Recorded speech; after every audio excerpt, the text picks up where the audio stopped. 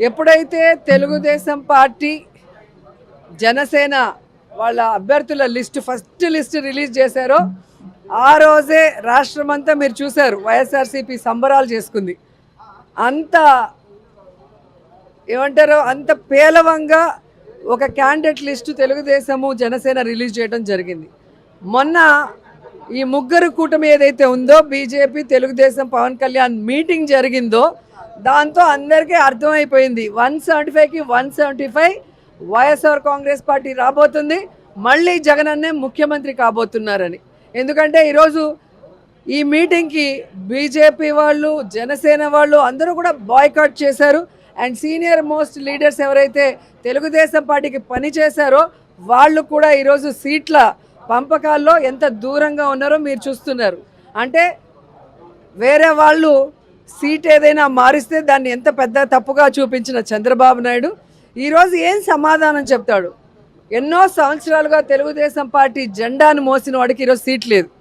ఎలాంటి వాళ్ళకి సీట్లు ఇచ్చారో మీరు చూస్తున్నారు. ఇక జనసేన గురించి అయితే చెప్పాల్సిన అవసరమే లేదు. 24 సీట్లు అన్నాడు, గాయత్రి మంత్రం అన్నాడు, అశోక చక్రంలో పూజలు అన్నాడు. ఇప్పుడు 21కి ఇంకా త్రివిక్రమరావు డైలాగ్ రాసిచ్చినట్లేడు, అది చెప్పట్లేదు. ఆ 21లో కూడా దాదాపుగా 11 తెలుగుదేశం పార్టీ వాళ్ళు, మిగతా వాటిలో మెజారిటీ వైఎస్ఆర్ కాంగ్రెస్ నుంచి వెళ్ళిన వాళ్ళే ఉన్నారు. అంటే స్పష్టంగా పవన్ కళ్యాణ్ వెనక ఒక నాయకుడు కూడా లేడు అనేది ఇక్కడ అర్థమవుతుంది. అక్కడ మిగిలిపోయిన చెత్త ఇక్కడ మిగిలిపోయిన చెత్తని ఏరుకొని క్యాండిడేట్లని అనౌన్స్ చేసుకునే దౌర్భాగ్య పరిస్థితికి రావటం అనేది మనం గమనించాలి. అండ్ ఈరోజు సీట్ల పంపకాలు కూడా కాన్స్టిట్యున్సీలు ఎంపీలు కానీ ఎమ్మెల్యేలు మీరు చూస్తే ఎవరెవరికి ఏం అలాట్ చేస్తారో మీకు పూర్తిగా అర్థమైపోతుంది. చంద్రబాబు నాయుడు బీజేపీని జనసేనను మోసం చెయ్యాలి అన్న ఆలోచనతో సీట్ల పంపకాలు ఎలా చేశాడు, ఆ సీట్లలో కూడా తన అభ్యర్థుల్ని ఎలా పంపించి పెట్టుకున్నాడో చూశారు. కాబట్టి ఒకరికి ఒకరు పడక మొత్తం వెంట్రు కూడా పీకలేరు, ఆయన పిక్క మీద వెంట్రు కూడా పీకలేరు.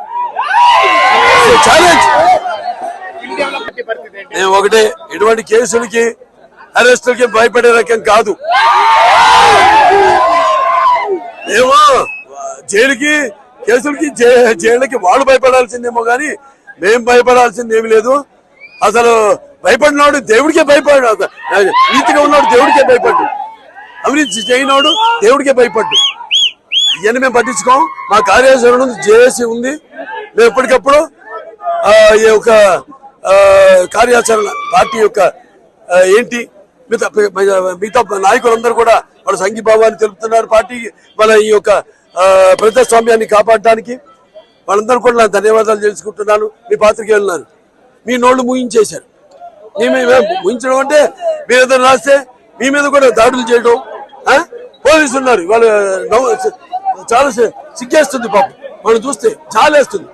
వాళ్ళకి డిఏలు కట్ చేస్తారా, వాళ్ళకి అలౌన్సులు కట్ చేస్తారా, వాళ్ళకి అలౌన్సులు కట్ చేస్తారా?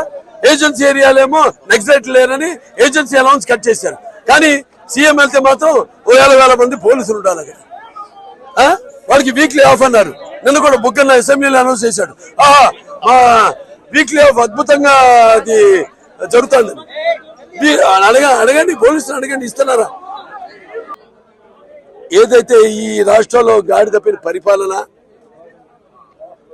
ఏదైతే ఉందో, అలాగే తిష్టవేసిన ఈ యొక్క పరిపాలన అయితే ఏదో ఉందో, అలాగే ఈ మహిళలపై అత్యాచారాలు అయితే జరుగుతున్నాయో, లేకపోతే ఈ జగన్ రెడ్డి యొక్క దోపిడీ అయితే ఏదో ఉందో, లేకపోతే ఈ ఇసుక స్కాము, ల్యాండ్ స్కాము, ధరల బాధుడు ఇవన్నీ ఏవైతే ఉన్నాయో వీటిలన్నిటి నుంచి ప్రజల యొక్క దృష్టిని మళ్లించడానికి ఇవన్నీ చేయడం తప్పితే, నేను ఒకటే చెప్తున్నాను, ప్రజలందరూ గమనిస్తున్నారు, తెలుసు ఒకటే రావాలి నేను చెప్పేది. అదేంటనే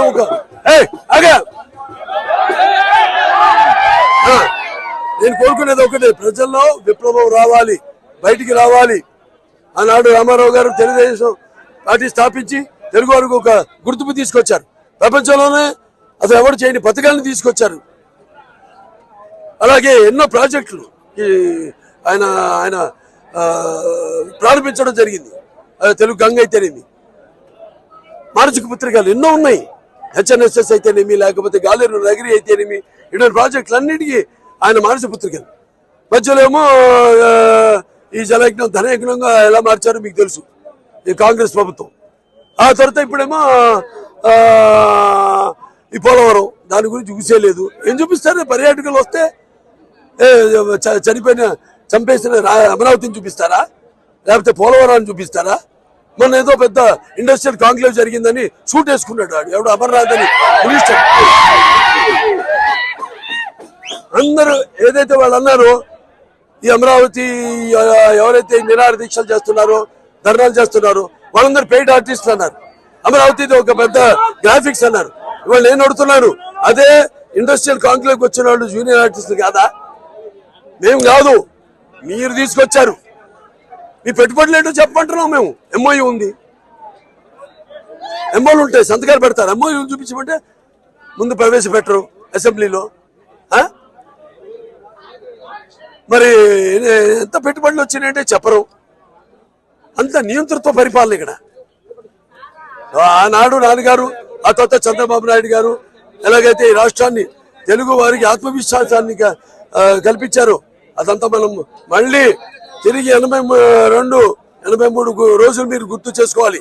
ఇప్పుడున్న యువతరానికి ప్రతినిధులు, నవతరానికి నాయకులు, భావితరానికి భారతదేశం మహాశక్తి యువత. ఇవాళ ఆ యువత ఇవాళ నిర్వీర్యం అయిపోయి అసలు ఉపాధి లేక ఉన్న సంస్థలు కూడా కూలగొడుతున్నారు.